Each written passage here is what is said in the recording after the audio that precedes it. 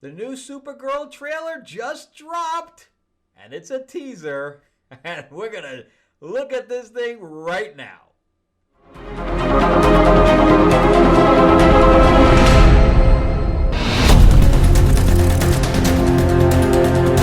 Welcome back to the channel, everyone. Thank you so much for spending time with me as we rant about movies, comic books, and television shows, as well as the occasional board game. I'm your host, Frank Zanka, an award-winning screenwriter, novelist, and comic book writer, as well as a filmmaker. And yeah, we're going to talk about this new teaser trailer. I'm going to do a little reaction to it, and then we're going to sum it all up. So let's take a look at it right now. And if you've already seen it, then this won't be new for you. So let's take a look at it right now. And of course, we have to have the dog. The dog is coming back. And we have as well. You managed to get most of it on the paper this time. Good job, buddy.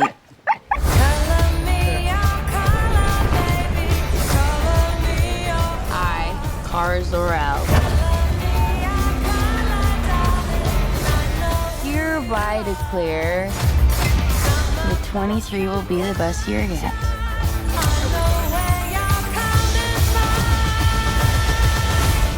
So this is. Let's be honest, babe, it's not a very high bar to clear. I didn't know any of you were still alive. What was it like to lose everything in a day? Krypton didn't die in a day. The gods are not that kind.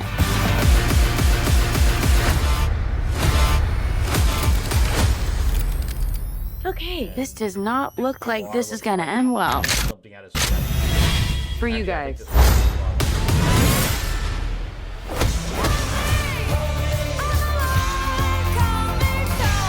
Do others on your planet have powers like you? No, it's a pretty small group of two.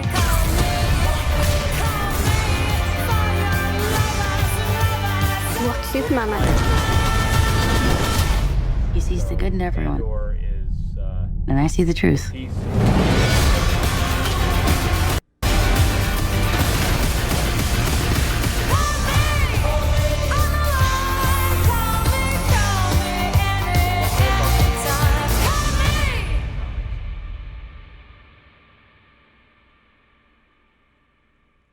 Okay, looks very Guardians of the Galaxy.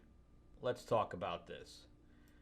So, I like Millie Alcock.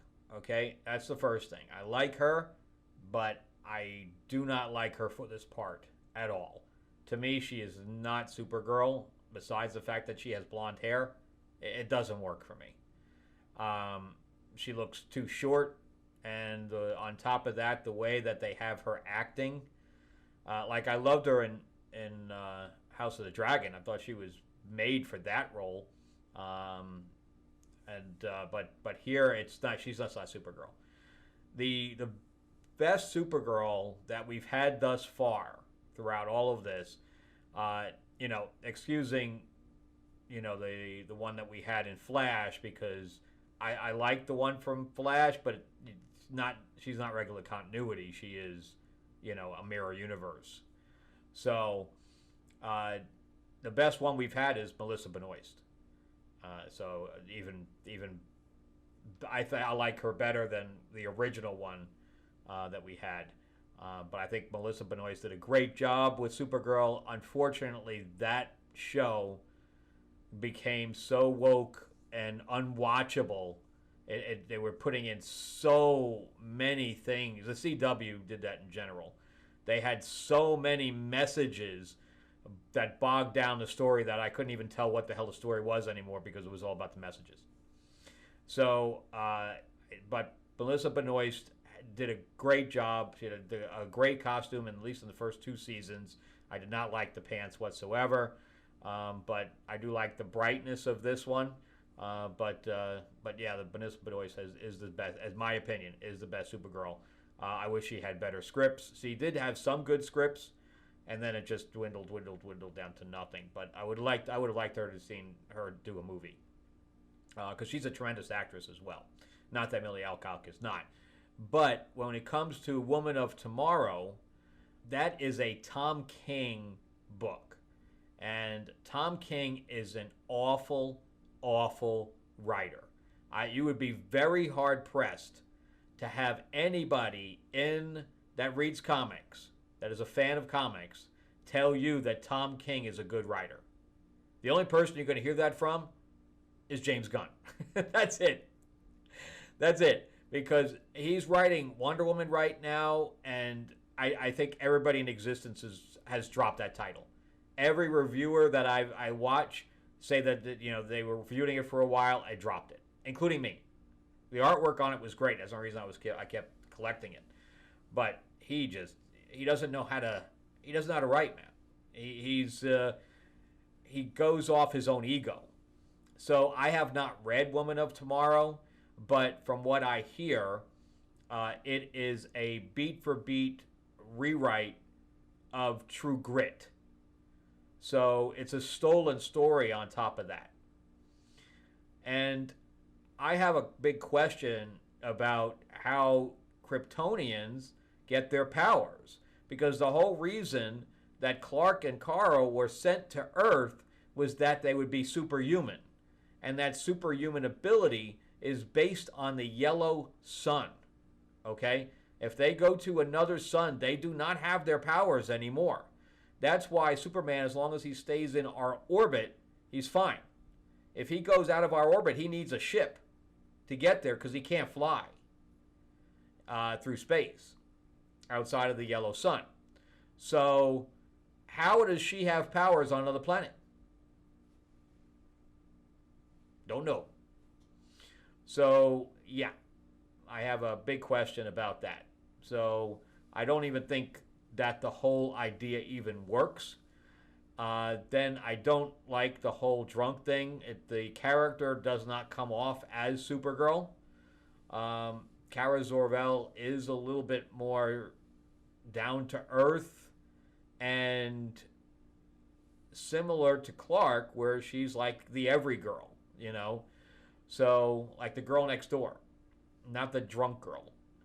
And and Lobo, like I said, Lobo, he was meant to play Lobo. I would be excited to see that, but there's absolutely nothing in this film that gets me excited. Nothing. And I think that James Gunn doing a second movie with Supergirl was the absolute worst idea he could come up with. So this has been his idea so far. We do Creature Commandos. Okay. Whatever. Just the palate cleanser, I guess. I don't know. We do Superman. And that lost money, as everybody knows. In the theater anyway. It probably made some profit with merchandising and with secondary now and streaming. I don't know how many people jumped onto HBO Max to watch that, but whatever. Because it was still in the theater when it was on HBO Max. I don't know. It looks like they almost skipped over VOD completely. I don't know. And it didn't even pay to not get HBO Max. HBO Max is like $10 a month. So it was cheaper to get HBO Max for a month than probably paying for it for the $20 on VOD. So he went from Creature Commandos to Superman, and then told everybody that the reason it came out so quickly was because he wanted to attach it to Peacemaker that was R-rated. I didn't watch it. I didn't like the first season. I didn't even get through the whole first season. So an R-rated going up against the PG kids movie of Superman makes no sense. And then instead of jumping right on Batman or right on Wonder Woman, he goes with Supergirl. And if he lost money with Superman, what do you think is going to happen with a drunk Supergirl? Do you think people are going to bring their kids to see a drunk Supergirl? Do you think that? Because I got another thing coming for you. I do not think any parents are going to take kids to this movie. So now you've lost the kids. On top of that, it's based on a Tom King story that all the comic book geeks hate. So now you've lost probably half of the comic book geeks. So what's left? What's left? Just the normies that are interested in seeing it. And how many are those? So if this movie makes over $300 million, I'm shocked. So guaranteed this is another $200 million movie. So it's going to need at least $500 million to break even. So this is a money loser. And with another money loser, because Supergirl is going to, the numbers work that way too. $600 million for Superman, $300 million for Supergirl. It's just the way it is. She's half of what Superman is. So in the theater, it's going to lose money. And unless they did it for way cheap, where it's like a $50 or $60 million movie, which I doubt. I don't think that the numbers have been released yet because I think they're still in pickup shots and pickup scenes and things to that effect. So if it's going to fail, and then when it fails, we already have DC and Warner Brothers up for sale, which is either going to be taken by Netflix or Paramount because we have a little bidding war going on right now. So what do you think is going to happen to James Gunn and the whole DC universe when we have two failures back to back? Reboot. So everything that you're seeing here is probably trash. They're probably trashing Corn Sweat Superman. They're probably going to trash Kara Zor-El here with Woman of Tomorrow. So there's no reason to pay attention to it. It's just going to be rebooted. So I'm going to try to do some research and see what the thing was. Now, Brian Gillespie is a decent director. I liked I, Tonya, and I liked Cruella. In fact, this was not done by Hot Toys. I had to build this. But, I have a hopeful Cruella figure. I thought that the look and feel of the film, and I thought Emma Stone did a great job. So, yeah, I built that. I bought the costume and the head and the body all separate. That's why the stand has nothing on it. It's just blank because I just bought a generic stand. But yeah, so it's the directing might be good, but he's dealing with a script that is not good. He's dealing with a story that's not good. So he's already starting from and it looks so Guardians of the Galaxy that makes no sense. Disappointment across the board, but I was already disappointed with Superman. And then when she entered into Superman, I was already disappointed there too. So it's just carrying over. So me, am I going to go see this movie? Not opening weekend, that's for damn sure. If I go, it'll be like during the end of its run. So, because I don't really care about the reviewing it. I'm a huge DC fan. I love DC Comics. I like DC better than I like Marvel. I've seen Wonder Woman and Aquaman. Aquaman's my favorite character, although Momoa sucks in it. But the world building on it was really good. James Wan did a really good job with the world building on that. But I've seen Wonder Woman and Aquaman, the first ones, both of them. I've probably seen them at least a dozen to 15 times each. The second one's on both of them. Not nearly as many times. The second Wonder Woman movie is complete trash. The second Aquaman movie is passable. I like Patrick Wilson too. I thought Patrick Wilson should have been Aquaman. Just saying.